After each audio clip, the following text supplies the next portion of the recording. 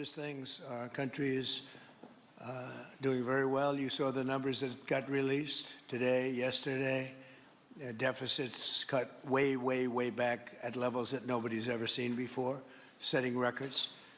And the numbers coming into our country are unprecedented, and we're doing really well. We had a situation 3 days ago with Venezuela, and we're getting along extremely well with the people of Venezuela, both the people and the people that are running Venezuela. I just want to thank our military. What they've done is incredible. That was considered unprecedented, to go into a military fort with thousands of soldiers and others, and to come in with 152 planes going every which way, and very rapid speeds, and helicopters, and to come out with no deaths and the loss of no equipment. It was pretty amazing. Nobody's seen anything like it. I was called by the leaders of numerous countries. I won't go into which ones, but the biggest and the strongest, and they said that was very impressive. They're all impressed. But today I'm delighted to welcome almost 24 of the biggest and most respected oil and gas executives in the world to the White House. It's an honor to be with them. We have many others that were not able to get in. I said if we had a ballroom, we'd have over 1,000 people. Everybody wanted. I never knew your industry was that big. I never knew you had that many people in your industry. But here we are. And if you, in fact, if you look, come to think of it, wow, I got to look at this myself.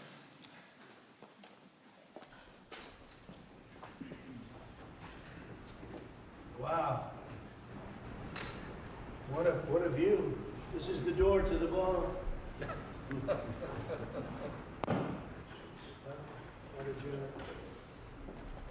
Unusual time to look, but I figure we might as well do it. If the fake news would like to go back and take a look, you can, but you'll see a very big foundation that's moving. We're ahead of schedule in the ballroom and under budget. It's going to be, I don't think there'll be anything like it in the world, actually. I think it'll be the best. We went from, this is, as you know, our biggest room, which would seat 100 for dinner, maybe, if you're lucky, if you're nice and tight. And the ballroom will seat many. And it'll also take care of the inauguration with bulletproof glass, drone-proof ceilings, and everything else, unfortunately, that today you need.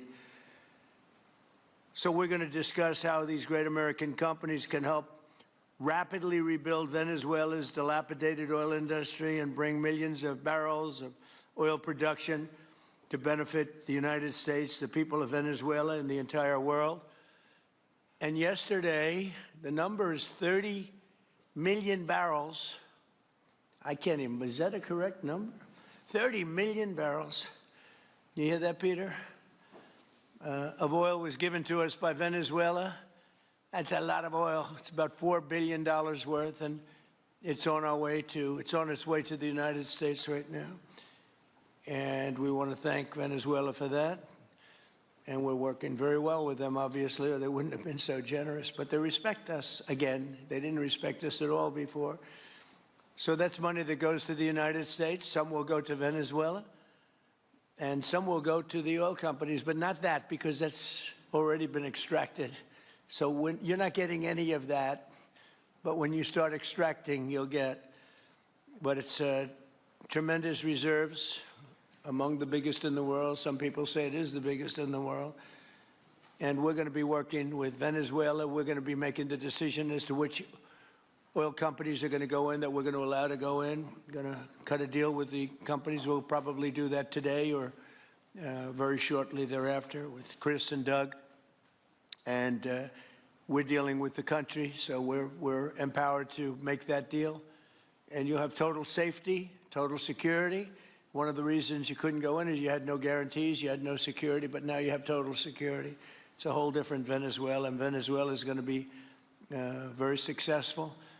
And the people of the United States are going to be big beneficiaries, because we're going to be extracting, numbers of, in terms of oil, like, few people have ever seen, actually. So you're dealing with us directly. You're not dealing with Venezuela at all. We don't want you to deal with Venezuela. Let me thank Vice President J.D. Vance, who's doing a fantastic job. Secretary of State Marco Rubio, likewise a fantastic job. I have good people. I like them better than my first group. But we had a great, despite that, we had a great first term. We had some great people there too, by the way. But we had a great first term. We had the greatest economy in the history of our country in the first term, but this is blowing it away. And you haven't seen anything yet. Everyone's been shocked by the numbers, 5.4% GDP.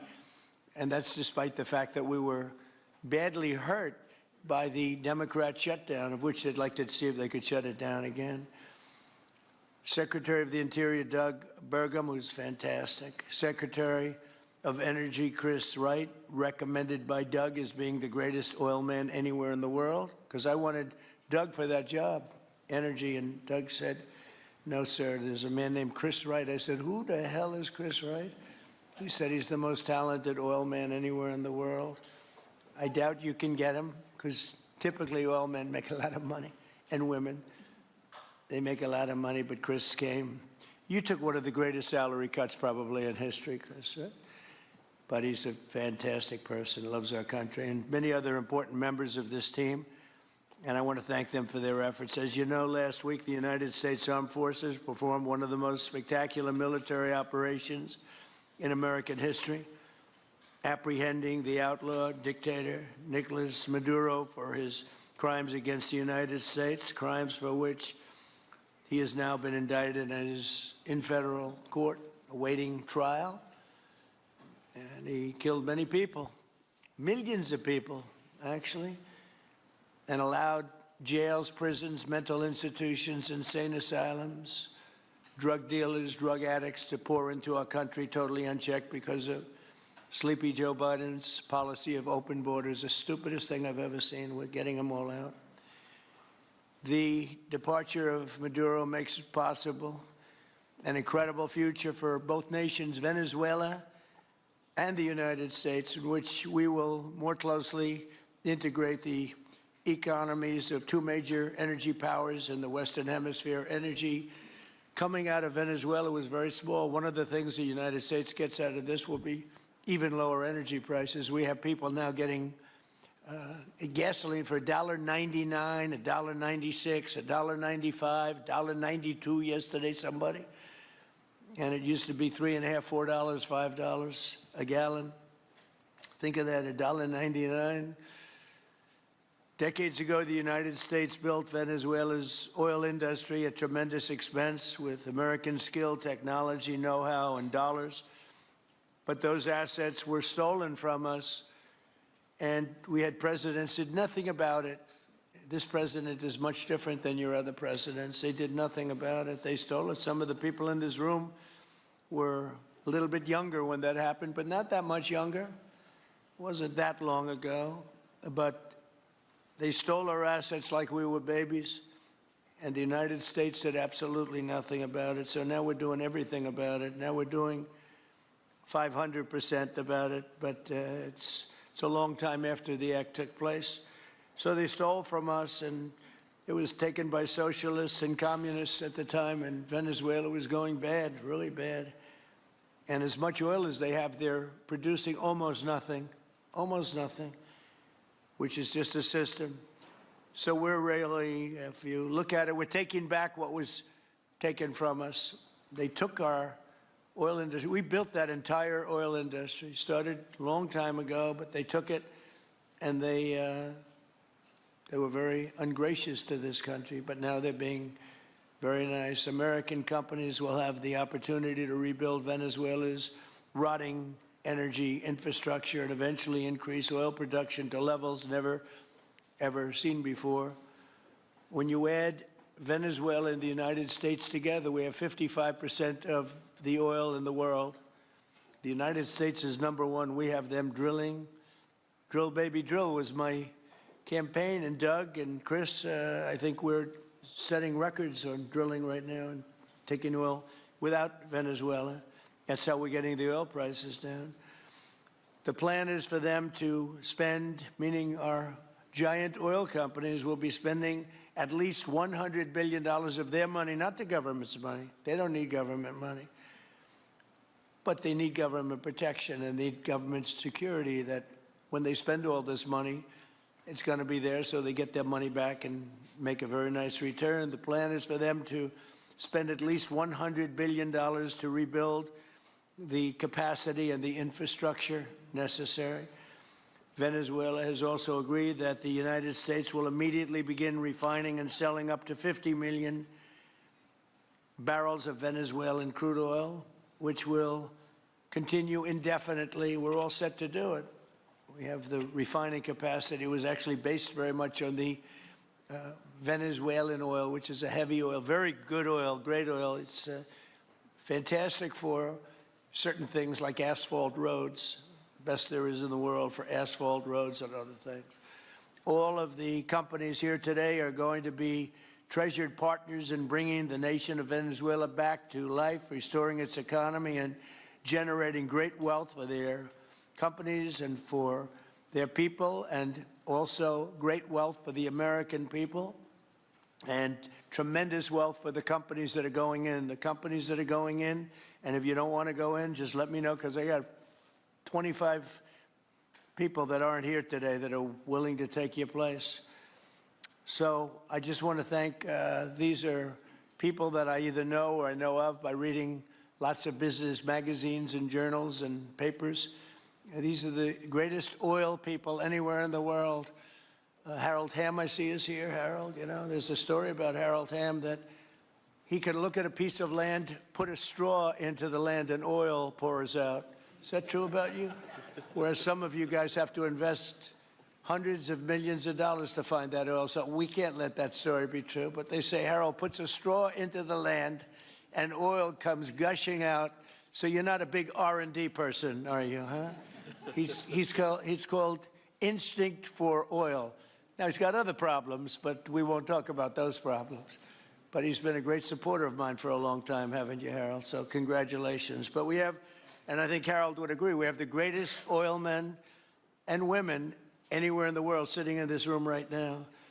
And we have a lot of people that will be back to see us sometime next week. We're going to have another meeting for another group. But we're going to do this very quickly. We can have this done almost immediately. So I'd like to thank you all for being here. I'd like to invite Vice President Vance to say a few words, followed by Secretaries Rubio, Burgum, and Wright. And then we'll have a few words from representatives that are here and to discuss their ideas, a couple of them. We have Chevron, which has been, where's Chevron? Where are you? Yeah, far right. No, I thought you'd have a better location. You were the only one that was there for all that. I used to call you and say, what the hell is going on with Venezuela? He stuck it out. I don't know if you made money or not, but you stuck it out. I got to give you a lot of credit for that. Mark Nelson, thank you very much. Exxon CEO Darren Woods. Darren, thank you very much. How's Exxon doing? Okay? All right. They'll do a lot better now, won't they, huh? Exxon's been amazing. It's been an amazing company. And ConocoPhillips CEO Ryan Lance, thank you very much. So you guys could say something, and then we'll take some questions from the press. And if anybody else would like to speak, we'll have you speak. We have all the time in the world. This is a big subject. This is massive wealth, and more importantly than massive wealth, it leads to lower taxes and a lot of jobs for Americans and for Venezuelans, but for Americans in this case. And I just, again, appreciate you all being here. And I'd like to ask JD to say a few words, please. Thank you. Thank you, Mr. President. And thanks to everybody for being here. You know, as a Marine Corps veteran for my entire lifetime, presidents, and let's be honest, they were Democrats and Republicans, would send the American military to far-off places. They would get us involved in these endless quagmires. They would lose hundreds or thousands of American lives, and the American people would get nothing out of these misadventures.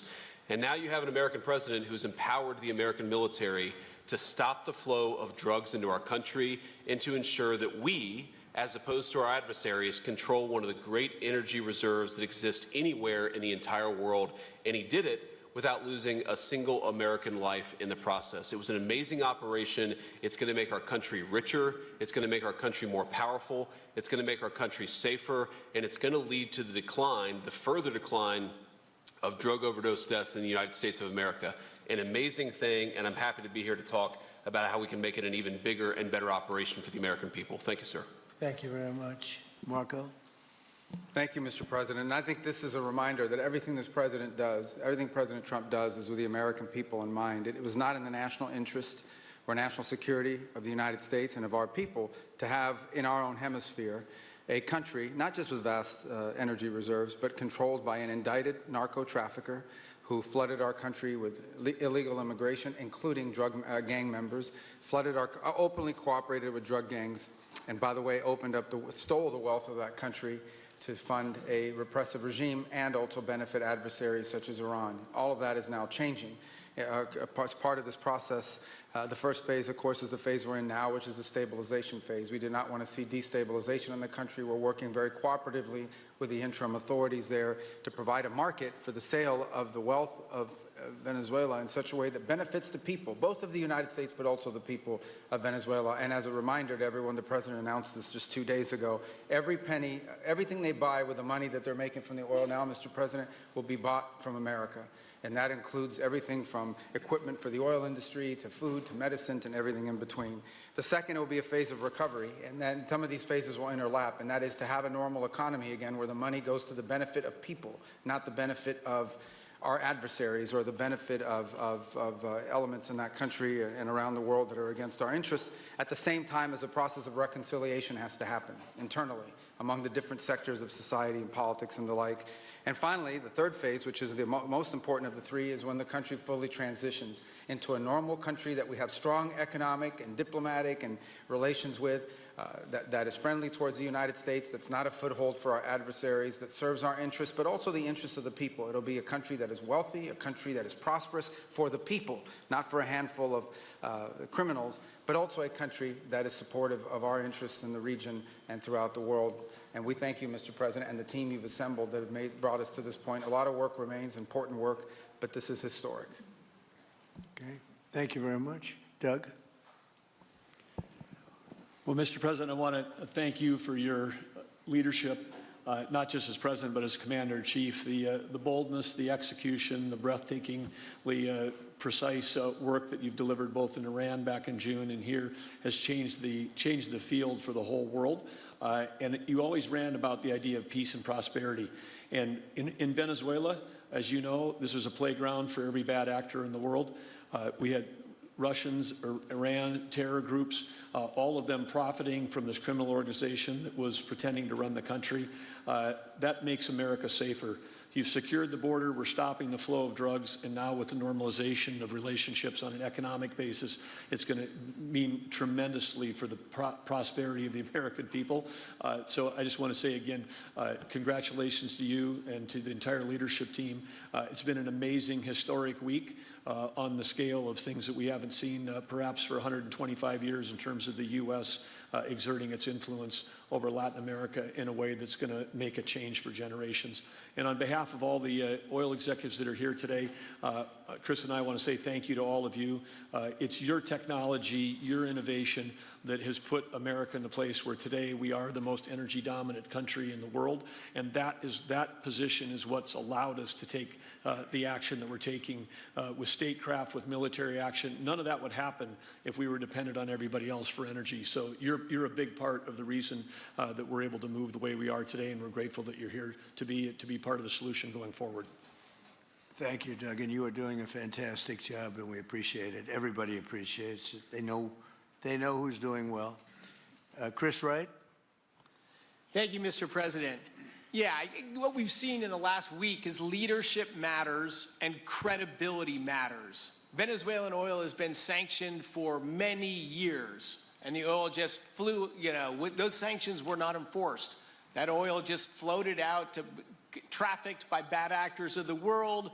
The resources weren't gone to a central place. The corruption and decline of Venezuela has been a crisis for the people of Venezuela, and as Secretary Rubio said, massive spillover effects in the United States. in crime, in drugs, in kidnappings, and in taking a huge resource base and making it not exploited, not developed. The whole world is a poorer, less opportunity-rich place because of that.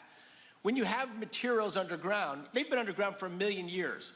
That does not make them a resource. That does not make them valuable for your country, your people, or the world. They only become a resource with technology, with capital, with rule of law, and a system of governance that encourages the harvesting of those resources to make the better world. And we see here the dramatic contrast between the United States, which may have less oil underground than Venezuela. We have 20 times the production of Venezuela, 20 times the impact of human betterment, massively better quality of living here in the United States. That was at risk under the last administration. We've seen a lot of attacks on the energy that makes the world go round. President Trump's election has removed those risks, has embraced reality about how the world is energized, and we are at record production of oil in the United States, record production in natural gas in the United States. We've seen a meaningful decline in gasoline prices, diesel prices, travel prices because of jet fuel. And now President Trump is taking the genius of a different way to try to solve a 25-year festering problem in Venezuela, that all the traditional things have not worked. But ordering both a tremendous military operation to remove the heads of a criminal organization masquerading as a government, and then to use the power of our military, not to fire bullets, but to stop the flow of Venezuelan oil to the world, immediately gave us leverage over the interim authorities in Venezuela and has allowed us to be in this position today where the actions of this government can massively improve Venezuela for the better, and the bigger impact is to massively improve the quality of life, affordability, safety, and security of the United States. Very proud to be here.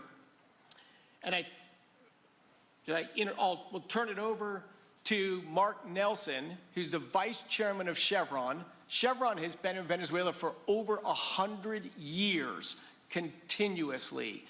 Mike Wirth, the CEO, had a knee replacement recently. He's not here.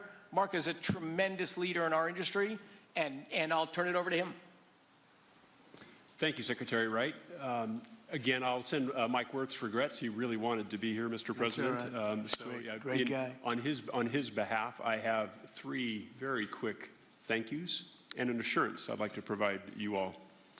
The first thank you, Mr. President, is to you. It's thank you for convening this gathering. It's thank you for your leadership, and thank you for continuing to keep American energy domination in the forefront. So thank you for that. Thank you very much.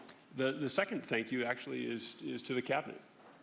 So Secretary Rubio, Secretary Burgum, Secretary Wright, your ability and commitment to continue to engage with the parties around the table to keep the world working is greatly appreciated. So thank you for that. And the final thank you actually would go to our Venezuelan employees of Chevron.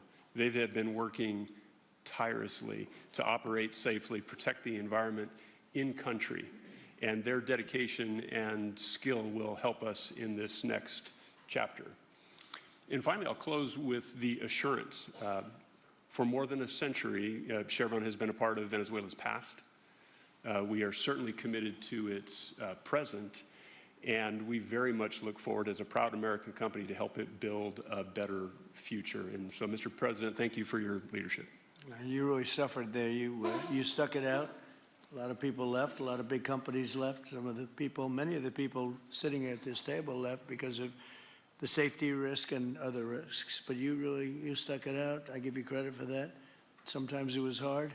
I remember 6 months ago I told you to stay, just stay. Things are going to happen. You'll be very happy.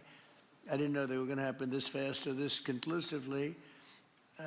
One thing I think everyone has to know is that if we didn't do this, China or Russia would have done it. And if China or Russia were a next-door neighbor, because essentially this is not around the other parts of the world so far away where you fly in an airplane for 24 hours before you get there. This is sort of a next-door neighbor if you think about it.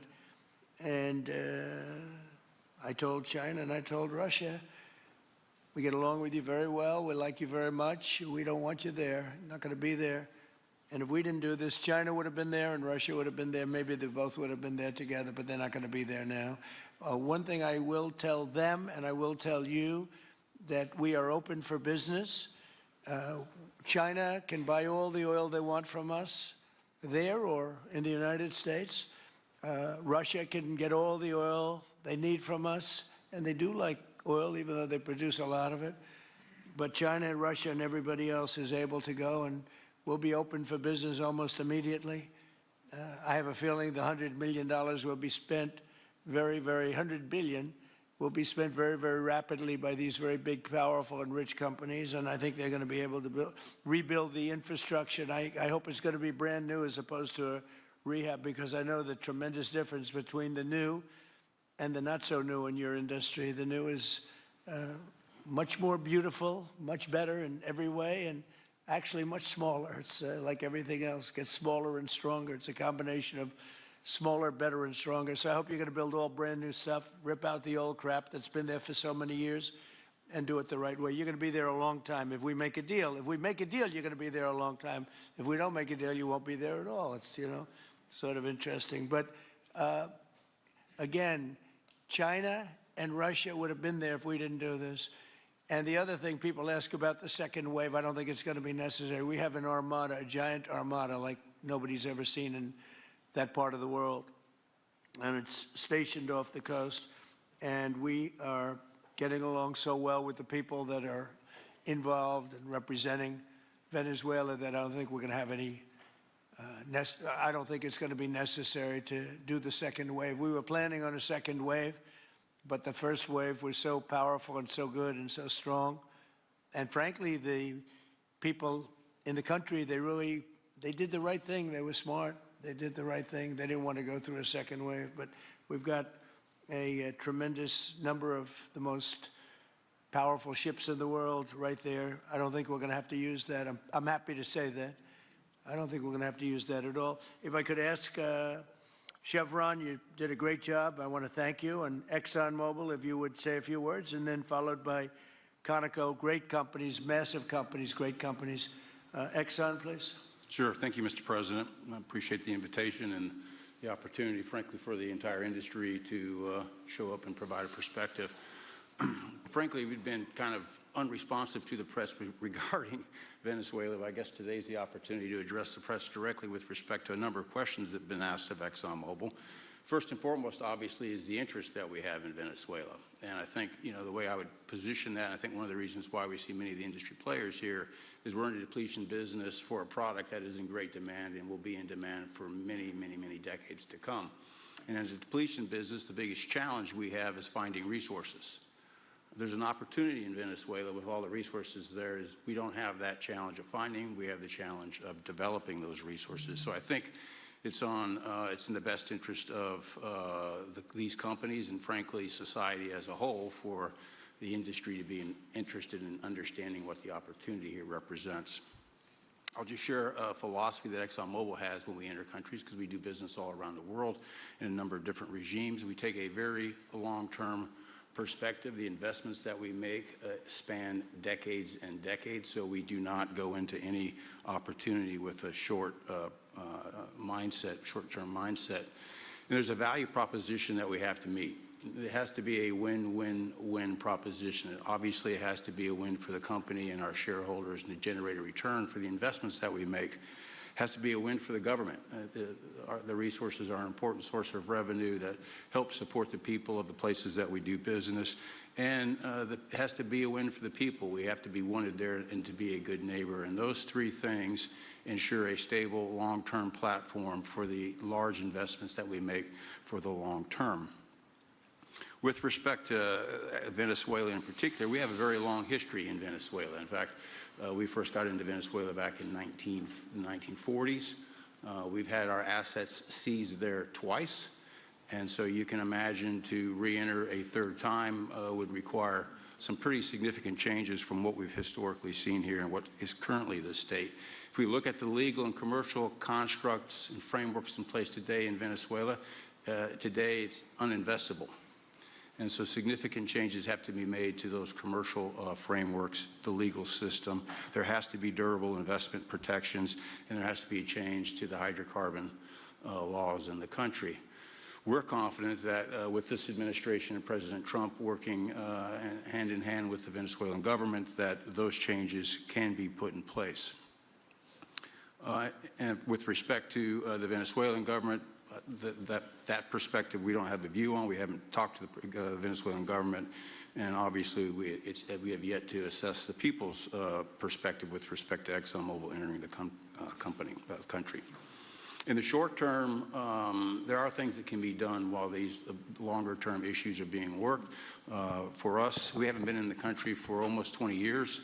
We think it's absolutely critical in the short term that we get a technical team in place to assess the current state of the industry and the assets, to understand what would be involved to help the people of Venezuela get production back on the market. With the invitation of the Venezuelan government and with appropriate security guarantees, we are ready to put a team on the ground there. We also have a integrated set of capabilities from production to refining to trading, and I think we can be of assistance to getting the Venezuelan crude to market and realizing a market price to help, again, with the financial situation in Venezuela. So those are my short-term perspective that I have. I'd say maybe close with a thank you, Mr. President, for the work that you've done to secure not only the national security, but the energy security of the region. And then thank you, Secretary Rubio, Secretary Wright, Secretary Burgum, for your leadership in this matter. Thank you. How long would it take you, Darren, as Exxon to, if we make a deal, how long would it take you to get in there and get started? Well, the first step, this technical team, as I talked with Secretary Wright earlier this week, we started from the beginning to put the team together so that if and when it was needed, we could hit the ground almost immediately. So we can hit the ground within the next couple of weeks, start the assessment. And then from there, we need to understand. That's what we want. We want speed and quality. That's what we want. Thank you, Darren. And Conoco, Ryan. Thank you, Mr. President. Appreciate the opportunity to be here, too. And you've assembled a great team. And our congratulations as well for removing one of the terrible people in the world and bringing them to justice. It was quite amazing. I think you've given hope to the people of Venezuela again, which I think is quite remarkable. And we've been on the other end of that despot regime a long time. Our assets were expropriated. I had a little bit more hair when that happened. And, you know, I think we're the largest non-sovereign credit holder in Venezuela today. So we're in a bit of a different situation, but I think your big and bold idea to use energy commerce instead of conflict is something that could make a real big difference in Venezuela. And our company certainly stands ready to help in that endeavor. Encourage you to continue to think bigger and even bolder. And we've had some discussions with your energy team about that as well. As we think about the other people that need to be in this room and in this discussion are the banks, and including probably the Exim Bank, as we think about how the debt needs to be restructured and the financing to deliver the billions of dollars that are required to restore their energy infrastructure. And I think as we think that big and bold, we need to be also thinking about even restructuring the entire Venezuelan energy system, including PDVSA. And I think if we can do that and think bold, there's an opportunity to be quick, fast, and restore the quality of what's happened in Venezuela, or what's been lost in Venezuela over the course of the last 25 years. So thank you for this opportunity. Well, thank you very much, and you'll get a lot of your money back. We're going to start with an even plate, though. We're not going to look at what people lost in the past, because that was their fault. That was a different president. You're going to make a lot of money, but we're not going to go back. You left a lot of money behind, I guess, huh? What number? 12 billion. How much? 12 billion? Well, it's a good write-off.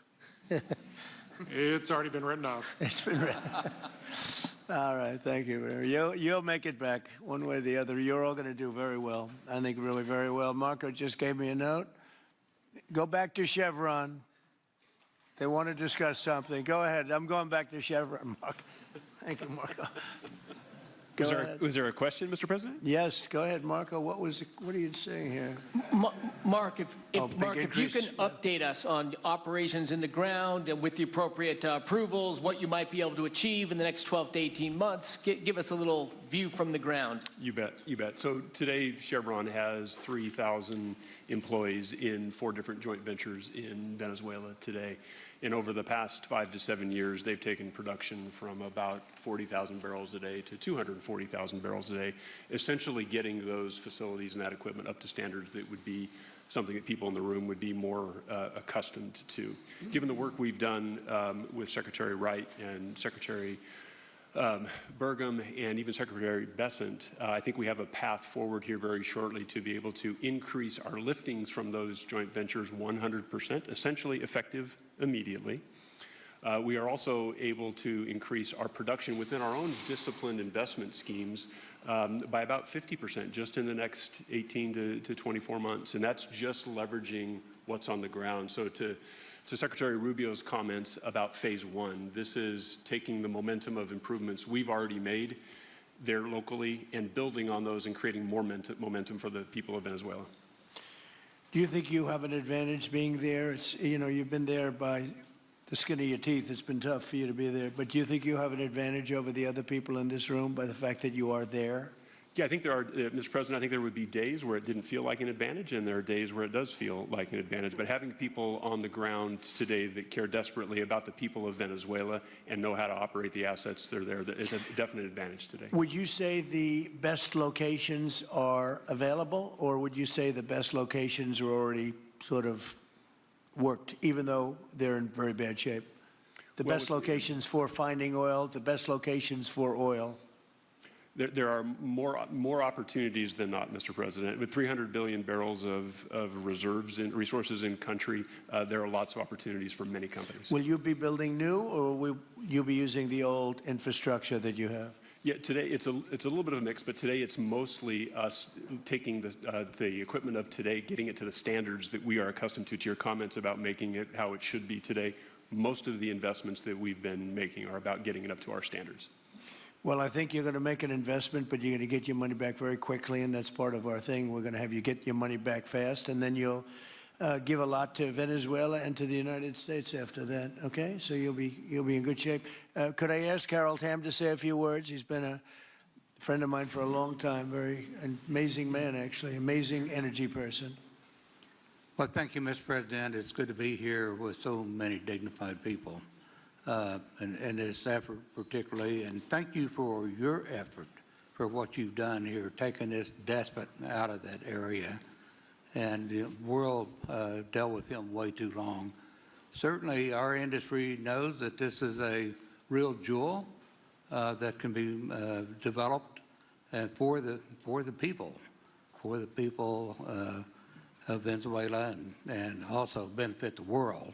And like Secretary Wright said, it has not been done. That's not been done in the past, and they had a good chance at it. Brought someone in that totally took it down, as everybody knows here, and that was Chavez, and we know what happened to him finally. But you know that ruined the industry in Venezuela, and all of us know how that happened, ended very well, very wrongly.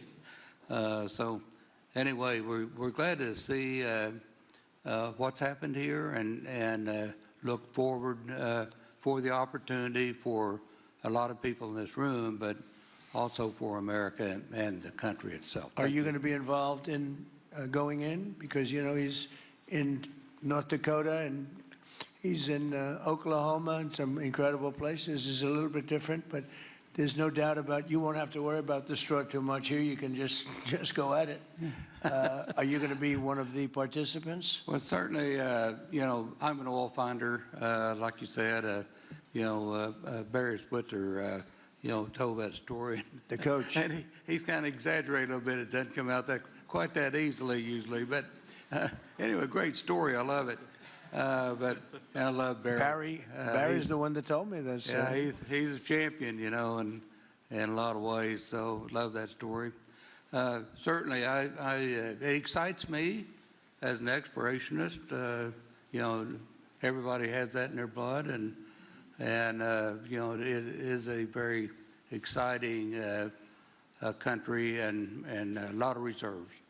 And so it's got its challenges, and the industry knows how to handle that. And like Darren said, you know, you go into your eyes open and do the best you can with the team you got.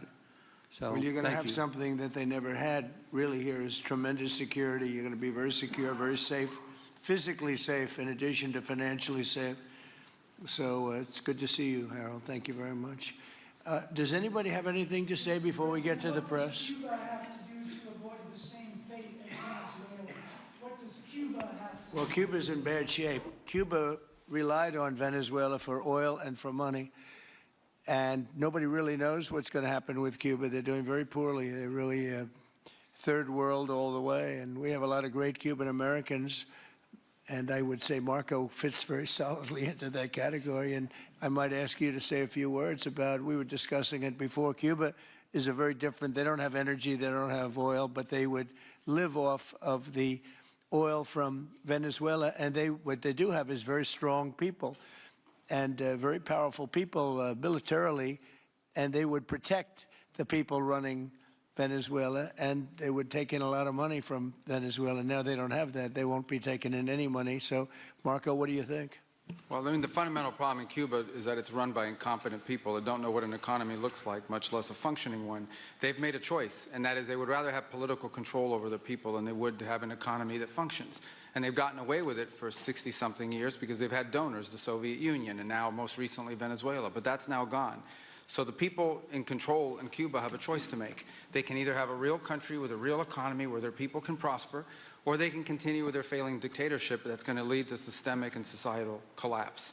So it's a very stark and dramatic choice, and it's one we hope to make the right one. We don't have an interest in a destabilized Cuba, but that would be their fault because they refuse to allow the people of Cuba to have either economic or political freedom for that matter. And you have a lot of people in this country that want to go back to Cuba and help Cuba. A lot of people have left, you know, they came in penniless, they didn't have anything, and they've become very rich people in our country, and they want to very much go back and help Cuba. So that's something that Cuba has that a lot of other places don't have. Peter? President Trump, thank you. I do want to ask you about Minnesota, but first, just more on topic. President Zelensky said that he was watching with the rest of the world as you made this order to go and capture Nicolas Maduro. And he said, if that's how it works with dictators, then the United States knows what to do next. Sounds like he wants you to go and capture Vladimir Putin. Would you ever order a mission to go and capture Vladimir Putin? Well, I don't think it's going to be necessary. I think we're going to have I've always had a great relationship with him. I'm very disappointed. I settled 8 wars. I thought this would be in the middle of the pack or maybe one of the easier ones. And I don't know if you know, Peter, the last month, they lost 31,000 people, many of them Russian soldiers, and the Russian economy is doing poorly. I think we're going to end up getting it settled. I wish we could have done it quicker because a lot of people are dying, and mostly soldiers. You know, they get hit in Kiev and they get hit a little bit here and there, and people are dying there too. But largely, it's the soldier population. When you have 30,000, 31,000 soldiers dying in a period of a month, 27,000 the month before, 26,000 the month before that. That's bad stuff. So, as you know, President Biden gave $350 billion to Ukraine to fight, and we would never get that back, although I did make a rare earth deal to get it back, so we will be getting it back, but shouldn't have done that. It was a bad thing to do. I will say that right now, because I was able to get NATO to up GDP from 2% to 5%, NATO's got a lot of money, and they're paying for everything. We're not losing any money. We're making a lot of money, I guess, if you think of it, because we're selling them military equipment. They're probably giving it to Ukraine. But we're selling them to NATO military equipment. We're getting full price and all of that. But that's not a big deal to me. What is a big deal is stopping a war where 30,000 people are being killed every single month. On Minnesota, the vice president yesterday suggested that Renee Good, who was killed by this ICE officer, was part of a broad left-wing network. What has your team told you about this broad left-wing network? Who is in charge of it? Who's part of it? What's it called? Well, I haven't seen the vice president's statement, but he's generally very accurate. I hate to say it. Look, I watched that yesterday, and there were a lot of different forms to it. But there was a woman screaming, "Shame, shame, shame, shame." She was a agitator, probably a paid agitator, but in my opinion, she was an agitator, a very high-level agitator, so professional. She wouldn't stop screaming. I said, this isn't a normal situation. This is a professional troublemaker, because you heard it and I had it. Now, I will say this, the news sort of turned her down, turned her off, because you're trying to watch. She was so loud and so crazy and just not normal. When somebody sees something like that, they don't go screaming and the same words. So I guess you could say professional, but I didn't think she did a very good job.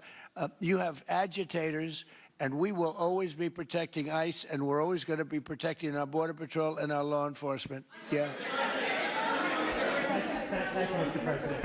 Mr. President, in your conversations with these oil executives today, did you provide any security guarantees so that they can do their work safely in Venezuela? Yeah. And separately, Mr. President, they will have those guarantees, yes. And separately, Mr. President, I'm curious in terms of the future of Venezuela. Do you see Venezuela, now led by Delcy Rodriguez, as an ally of the U.S.? Is that the way that you view that country right now? Well, right now they seem to be an ally, and I think it'll continue to be an ally, and we don't want to have Russia there. We don't want to have China there. And by the way, we don't want Russia or China going to Greenland, which if we don't take Greenland, you're going to have Russia or China as your next door neighbor. That's not going to happen.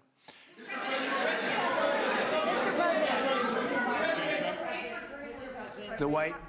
Mr. President, thank you. You just said that these companies would have security guarantees if they go in on the ground in Venezuela. They will have. And what is your plan there actually for these companies and those Americans who are going to be on the ground working for these companies? Well, there are going to be Americans. I assume they're going to be using a lot of Americans, but they're going to be using a lot of people from Venezuela and other places, I would imagine. But I would think that mostly they'll be using Venezuelan workers. They have a lot of great workers. They have a very high unemployment rate, and they have workers that are very familiar with taking oil out of the ground. Yeah. How long do you think the Ayatollah will be in power after what we've seen play out on the ground there? When is the U.S. going to get involved now that reports of protesters being killed on the ground? So Iran's in big trouble. It looks to me that the people are taking over certain cities that nobody thought were really possible just a few weeks ago. We're watching the situation very carefully. I've made the statement very strongly that if they start killing people like they have in the past, we will get involved. We'll be hitting them very hard where it hurts. And that doesn't mean boots on the ground, but it means hitting them very, very hard where it hurts. So we don't want that to happen. There have been cases like this where President Obama totally backed down. But this is something pretty incredible that's happening in Iran. It's an amazing thing to watch.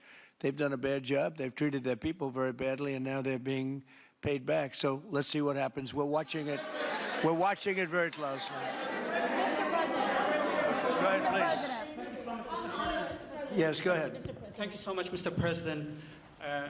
Do you have any comments in reaction to the recent attacks by the Syrian government alignment groups against US-backed Kurdish forces in Aleppo, Syria, which killed dozens of civilians and displacing many families? Does your administration bring peace between the Kurds and the Syrian government? I want to see peace, yes, I do. The Kurds and the Syrian government, we get along with both, as you know, very well. They have been natural enemies over the years, but we get along both, and we want to see Syria succeed. And so far, I think they are succeeding, but this is just breaking out, and we want to see that stopped. Go ahead, please.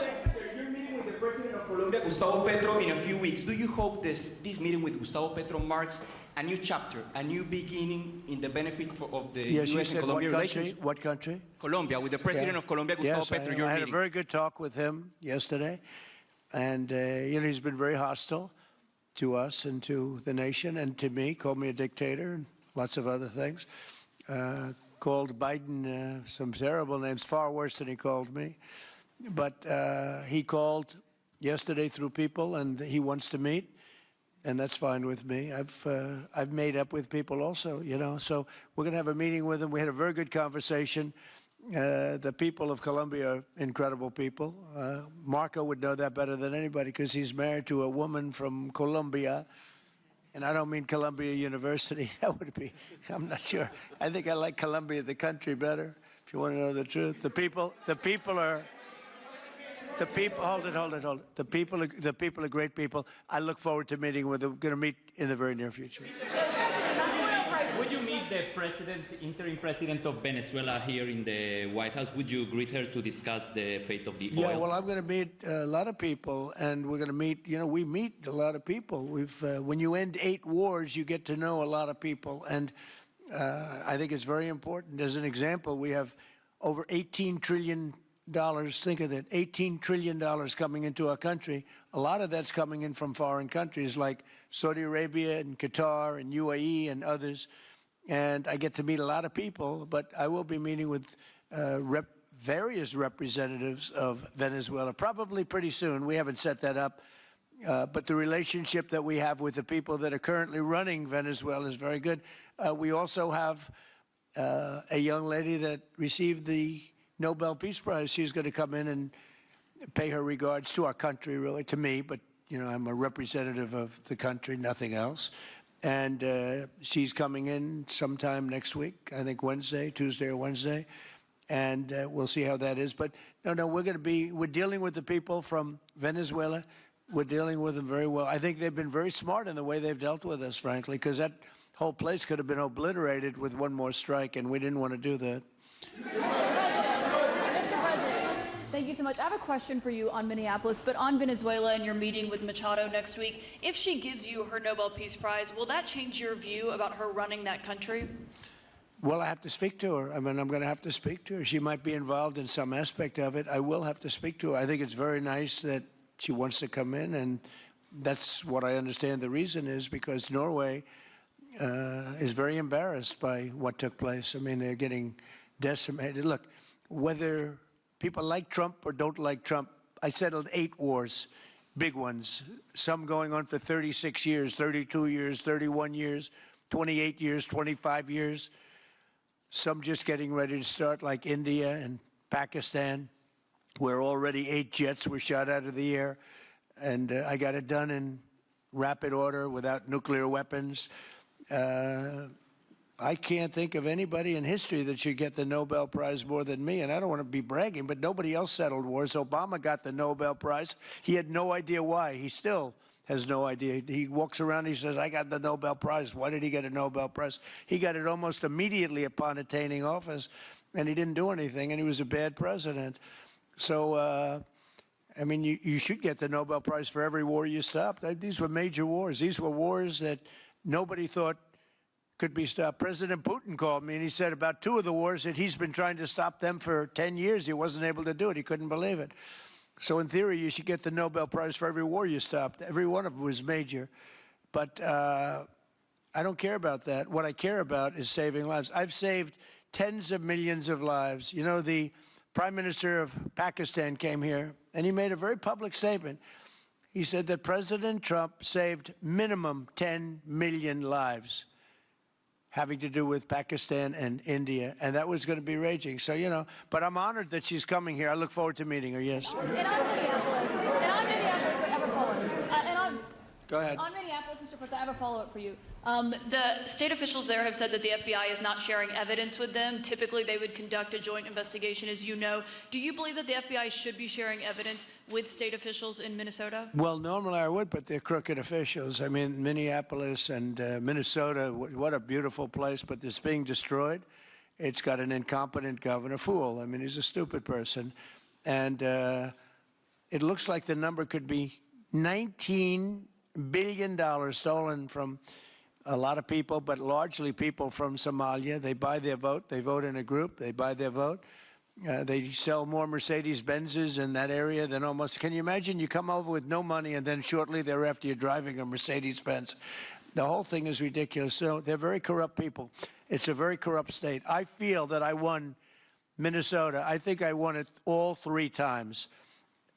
Nobody's won it since Richard Nixon won it many, many years ago. I won it all 3 times, in my opinion. And it's a corrupt state, a corrupt voting state. And the Republicans ought to get smart and demand on voter ID. They ought to demand maybe same-day voting and all of the other things that you have to have a safe election. But I won Minnesota 3 times and I didn't get credit for it. I did so well in that state every time. The people were crying every time after. That's a crooked state. California is a crooked state. Many crooked states. We have a very, very dishonest voting system. The last time I won, 24, the one that just took place, I won because it was too big to rig. You couldn't rig it. It was too big. But I won the state of Minnesota. It's a corrupt voting system with an incompetent governor, a very incompetent governor. And by the way, he's a very corrupt governor, too. Go ahead. I have a question on Iran, but first, very quickly on Venezuela. How do you provide total security guarantees to these companies without putting U.S. boots on the ground? Well, we're going to work with the Venezuelan leaders and people, and we're going to have a very safe group, and they're going to also bring over some security with them. You know, these are not babies. These are people that drill oil in some pretty rough places. I could say a couple of those places make Venezuela look like a picnic. These people around the table, these are tough people. They go into areas that you wouldn't want to go. They go into areas that if they invited me, I'd say, no thanks, I'll see you back in Palm Beach. No, this is a tough group of people. They know how to do it. But we are, in addition to that, we'll have very good security for them. We're going to make sure there's very, very good security. And I think the people of Venezuela are going to give you very good security. You know, the people... Now, I'm not talking even leadership.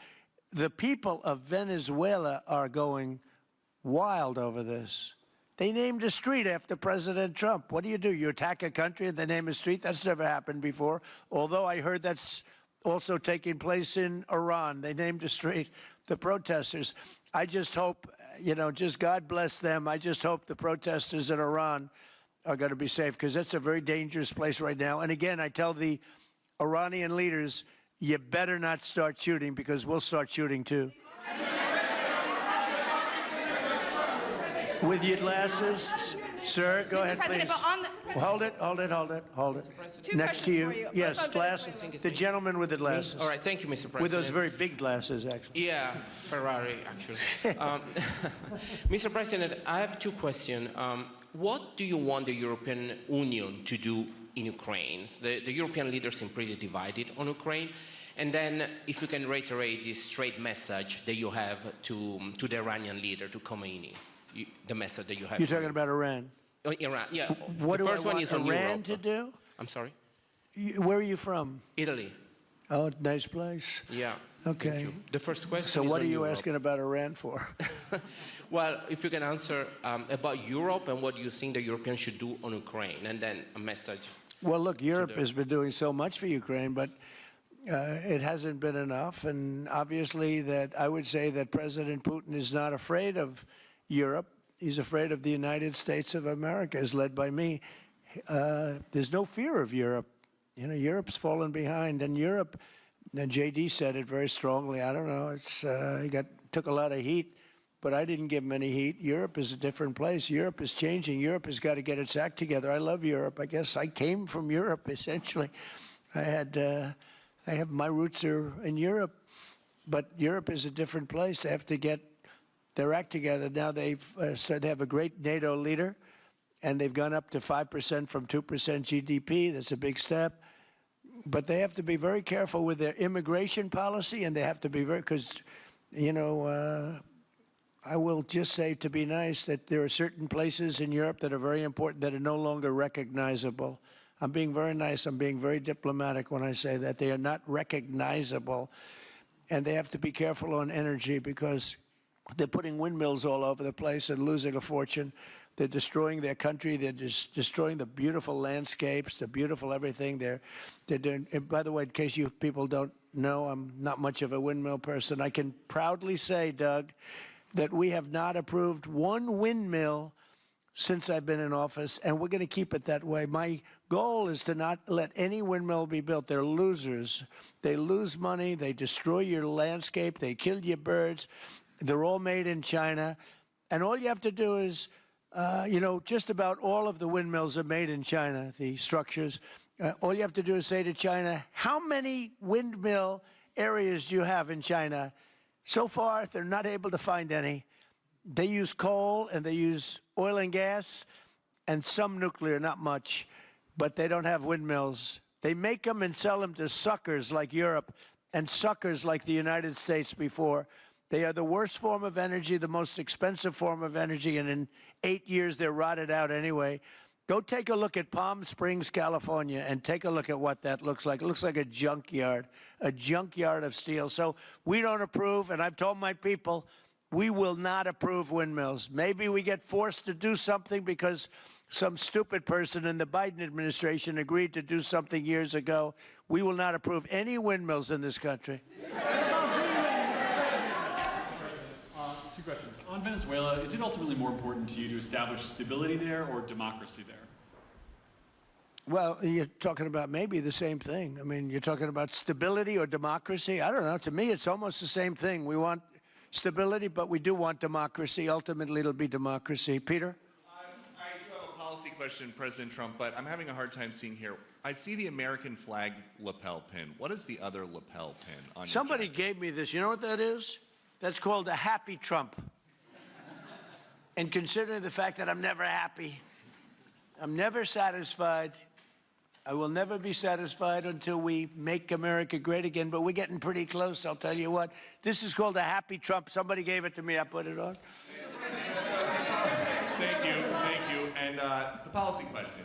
How much money are you thinking of giving people in Greenland to get them on board with a possible U.S. I'm not talking about money for Greenland yet. I might talk about that. But right now, we are going to do something on Greenland, whether they like it or not, because if we don't do it, Russia or China will take over Greenland, and we're not going to have Russia or China as a neighbor. Okay?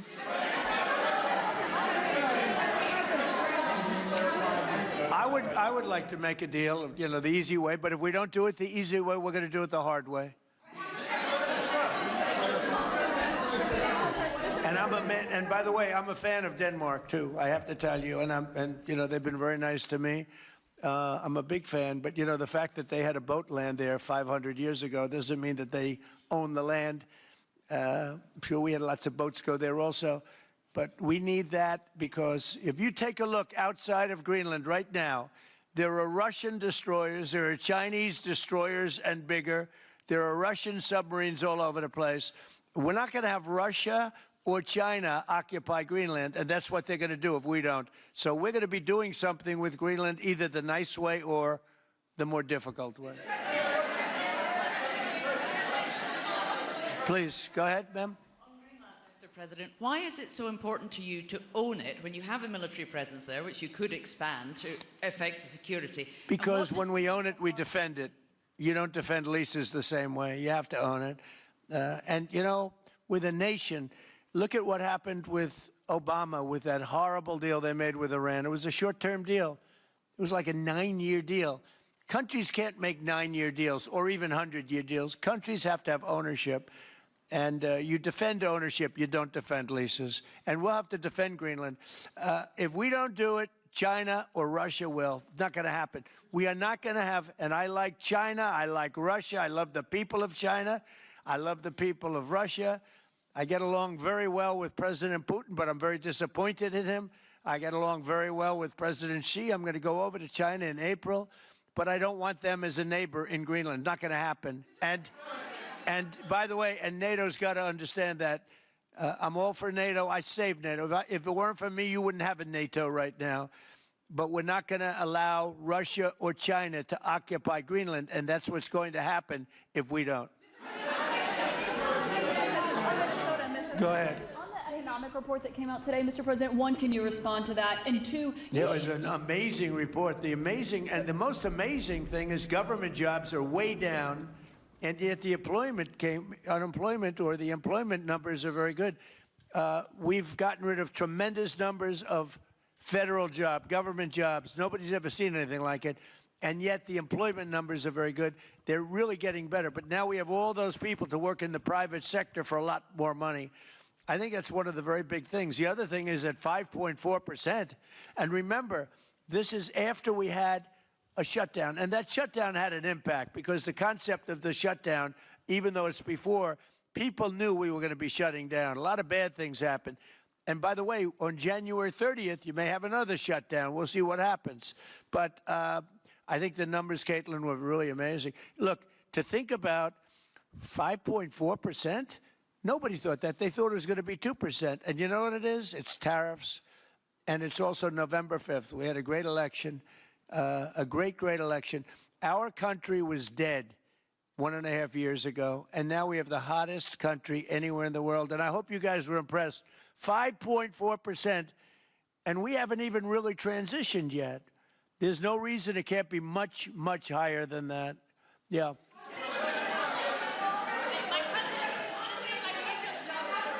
First off, can you respond to the manufacturing Let's number? give CNN a chance. You know, they've been fighting also, so hard to get back into the mainstream. Mr. President, you posted some numbers actually on Truth Social last night. People saying you posted the job data early when you're not supposed to obviously share it till the next morning. Did you do that on purpose? No, I don't know. If they posted them, I said post them whenever you get a chance. I don't know. They gave me some numbers.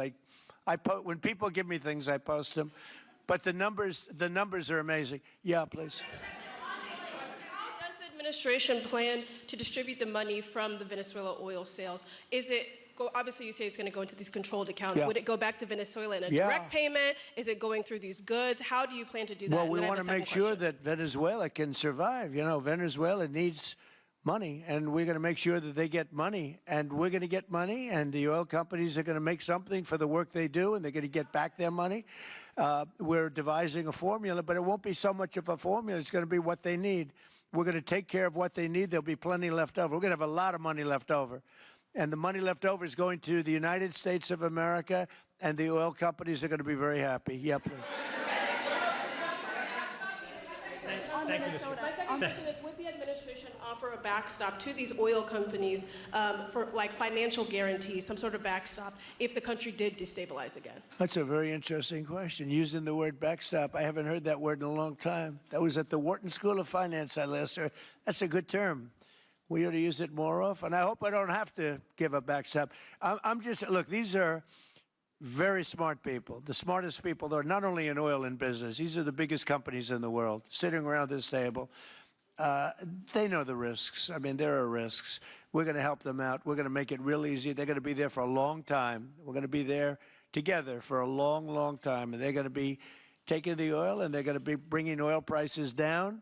They're going to make a lot of money. They're going to get their money back. They're going to be safe. The people of Venezuela are going to be big beneficiaries, and the United States of America is going to be a big beneficiary for what we've done. And you know, one other thing I might say, it's also very big for national security because, again, just like Greenland, we can't have China or Russia occupy Greenland. We can't have China or Russia occupy Venezuela. And if we didn't do what we did, China or Russia would have been in Venezuela. I think I can, where's Mr. Chevron? So let me ask you, they would have been there if we didn't do this. Do you agree with that? They certainly have a lot of economic interests in country. There's absolutely no argument about that. They were trying to be there. I mean, you know, we had a Russia, I guess sort of I call it a semi-Russian ship yesterday that we took over, and Russia decided not to defend that ship against us. It's a big movement. The ship was loaded up with oil, and we took the oil, and it came out of that port. But Russia would be there or China would be there. And we want them to be there for a different reason. We want them, do you people agree? In particular, China, they need a lot of oil. Russia doesn't need so much, but Russia was there anyway. But I assume you agree that China would like to be doing a lot of business there by buying oil, and I want to just tell President Xi and President Putin, but more so in this case President Xi, because they do need a lot of oil, and we are open for business in the United States, and we are open for business in Venezuela, right?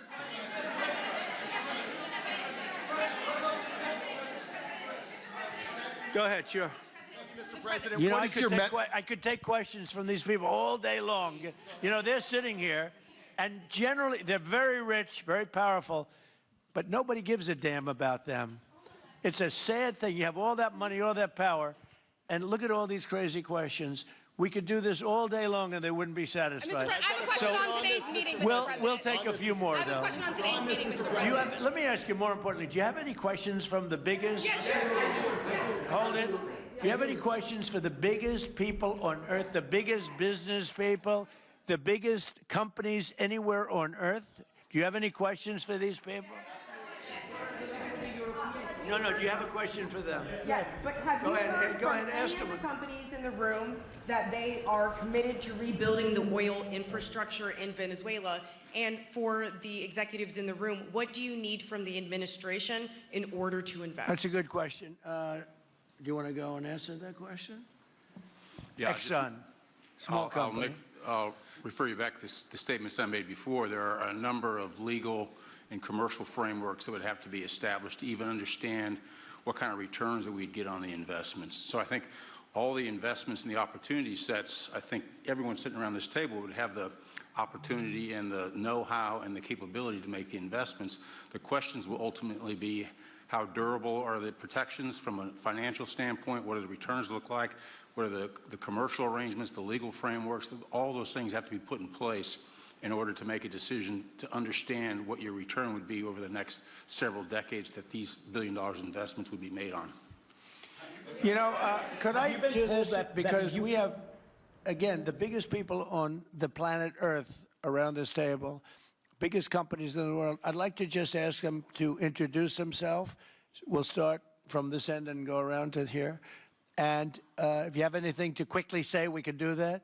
But you want to just start right over here? These two guys, we'll leave them out because they're with us.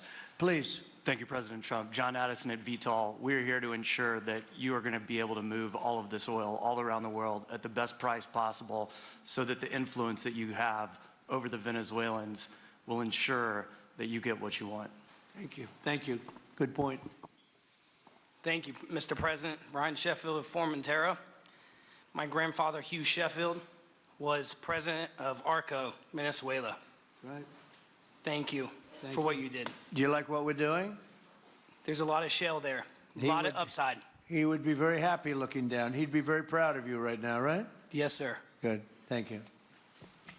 Mr. President, Luis Rodriguez. I'm probably the only Venezuelan American sitting on around this table. I want to personally thank you for the courage of your actions over the last couple of weeks. I think I speak, and I speak of Venezuela in general in saying there's optimism.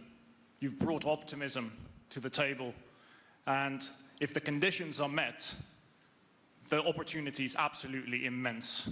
I agree with that. That's true. Thank you. Well said, too. It's immense. This is a tremendous opportunity. Thank you. Richard Holton from Trafigura. We're working with your administration, Mr. President, to bring that Venezuelan oil to the United States. Our first vessel should load in the next week. Great. Good job. Thank you. I think the reason that most of us are here and thinking about the future is because we trust you initially to set this program up that will work and guarantee that this can be done. And there's a huge investment that needs to be done. We've all agreed on that. And certainly we need time to see that through. So thank you for what you've done. Thank you very much. Thank you.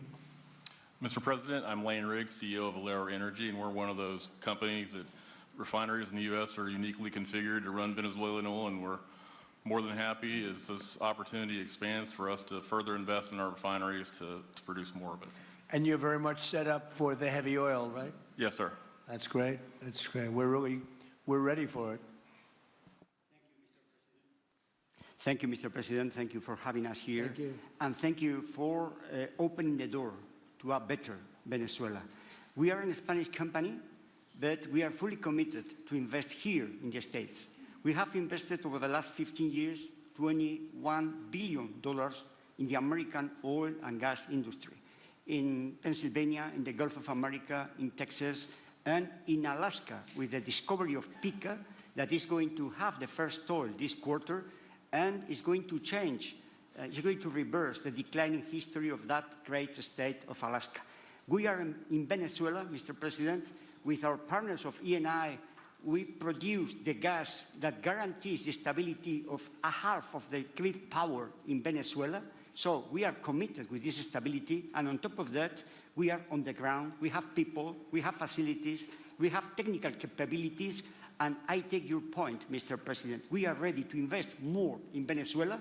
Today, we are producing 45,000 barrels a day gross of oil, and we are ready to multiply by 3 this figure in coming 2-3 years, investing hard in the country, following your recommendation, if you allow us, of course, and in the framework, commercial and legal framework that could allow this growth. So thank you, Mr. President. Thank you. Great job you've done. Thank you. Mr. President, thank you for having me. Matt Sheehy, I'm with Tallgrass Energy. We are an infrastructure business, so whether it's oil, gas, CO2, we move that around. So most of my customers are sitting around the table, and happy to lend our expertise to what's going on in Venezuela to support the people.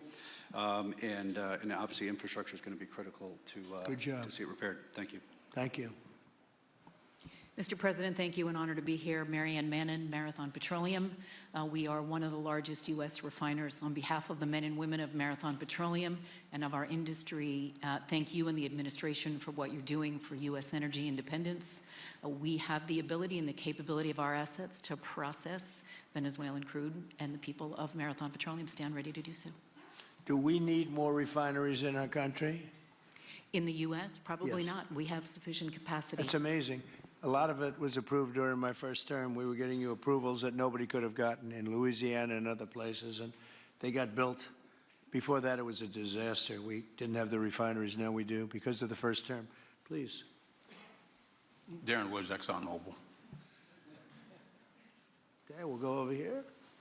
Thank you, Mr. President. Jeff Hildebrand, founder and chairman of Hillcorp Energy, one of the largest private energy companies in America. Who's bigger, you or Harold? We're close. Huh? We're close. Harold. Absolutely, Mr. Ham. But thank you for your great, tremendous leadership in protecting the interests in the Western Hemisphere. The message that you have sent to China and our enemies to stay out of our backyard is absolutely fantastic. So thank you. Thank you very much. And finally, Hillcorp is fully committed and ready to go to rebuilding the infrastructure in Venezuela. You'll go there? You'll be going? Yes. Good. That's good. You'll be very happy. Thank you very much. Thank you, Mr. President. Jeff Miller, CEO Halliburton Company. We are the largest American oilfield services company. We're the second largest in the world. Been in business over 100 years. Started operations in Venezuela in 1938. Long time in Venezuela. I personally lived there for 4 years and raised my kids there. So quite familiar with Venezuela, and just couldn't express gratitude more so for the opportunity to return to Venezuela under the stability that I know that this team and your team are able to deliver. And so When did you leave? Huh? When did you leave Venezuela? As a company, we left under the sanctions in 2019. So we had intended to stay, and then when the sanctions went into place, we were required to leave. But very much interested in returning. Have 600 Venezuelans with Halliburton today, all around the world. Look forward to putting them back to work. Great job. Great Thank job. you. You'll be back. Please. Mr. President, I'm Alex Cranberg. My company, Aspect Energy, is one of the leading American international wildcatters. We've found significant fields in Central and Are you a South. wildcatter? I'm a wildcatter. That's pretty cool, I'll tell you. I would have been a wildcatter too if I was in. And you've been successfully wildcatting. We've found significant fields in Central and South America, in the Middle East, and in Europe. We're a leading That's oil great. producer in Hungary. But probably the most pertinent example is what a wildcatter does is take on risk and try to reduce it. And then other people come in and put more capital in later, so we're kind of kickstarters in the oil industry. We went into Kurdistan very early on, back when people told us it wasn't safe and we shouldn't do it. We found a big field there, and it ultimately has got to be developed along with one of my colleagues here to be one of the big leading fields in Kurdistan. We think that Venezuela has a tremendous amount of opportunity.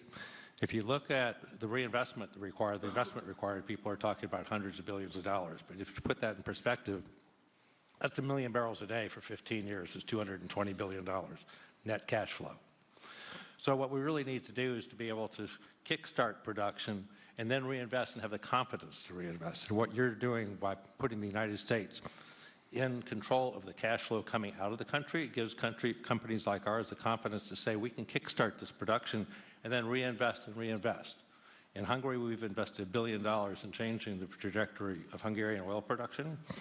We were only able to do that not because we could write $1 billion check, we're a smaller company, but because we reinvest all the cash flow back into new production. Good. Good job. Mark Nelson with Chevron again. Thank you, Mr. President. I'm Claudio Descalzi, and I CEO, Italy. We started working in Venezuela in 1980. We have a lot of oil, but now just the gas is flowing because it's not under sanction. And as my colleague from Repsol said, we cover more than about 50% of the electricity in the country. So that is essential to avoid any kind of problem, social problem.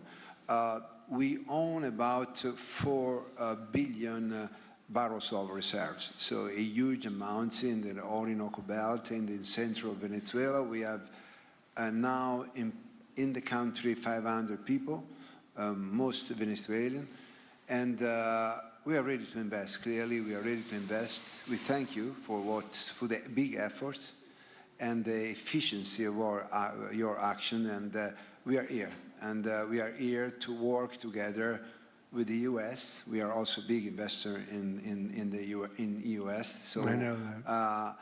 We thank you again, and we are there. And we are also ready to join with American companies in our assets to develop and go faster with good investors and good know-how from the U.S. company. Yeah. Thank you. You've done a great job. Thank you very much. Mr. President, Ross Perot, good to see you again.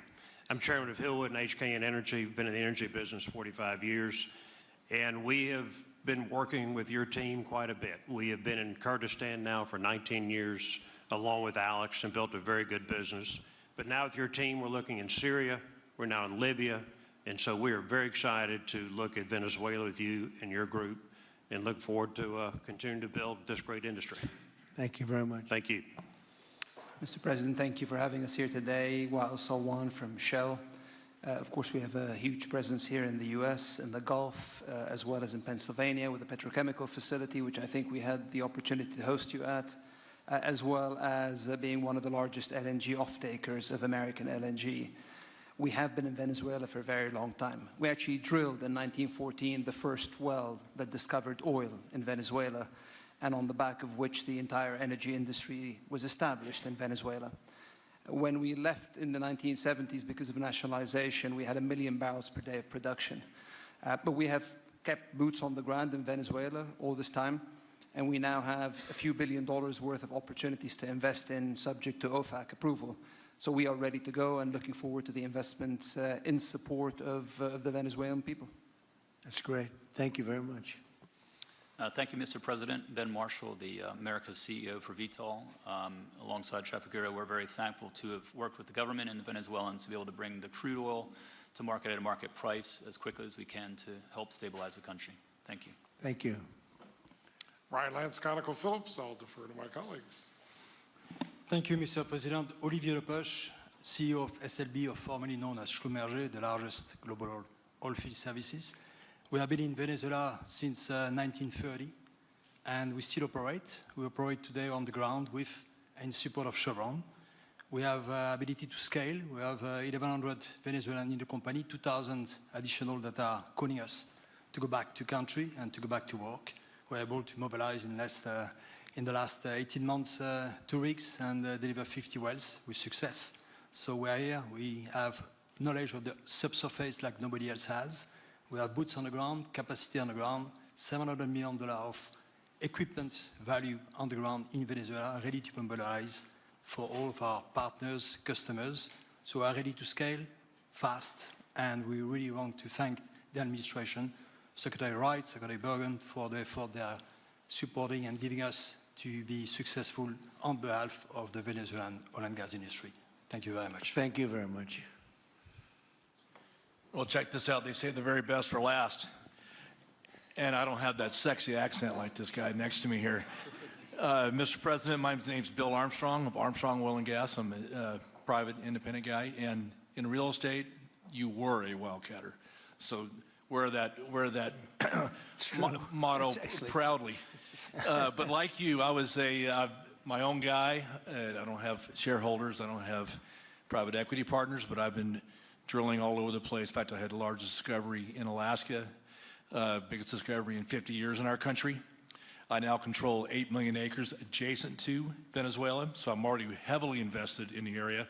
We share a 150-mile border with Venezuela in the countries of Aruba and Curacao, and we are ready to go to Venezuela. It is, in real estate terms, it is prime real estate, and it's kind of like West Palm about 50 years ago.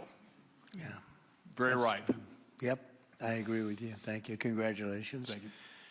So I think what we're going to do is speak without the press to these gentlemen, see what kind of a deal we can make.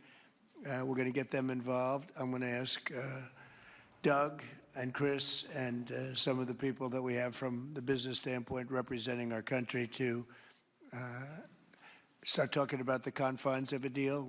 I have an idea what I want, what I think we should have.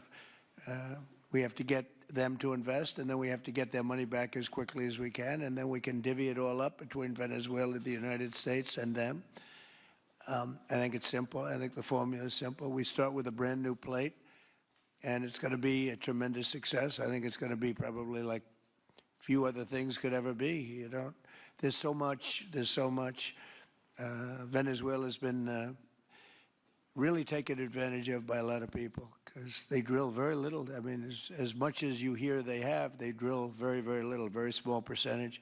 But now that'll change, and it'll change very rapidly because these are the biggest people, and it'll change very rapidly. So if you don't mind, I'll ask the press to leave, and we will see what kind of a deal we're going to make with these geniuses, and I think you're going to come out very good. Thank you all very much. Thank you. Thank you. Thank you, Mr. President. Thank you.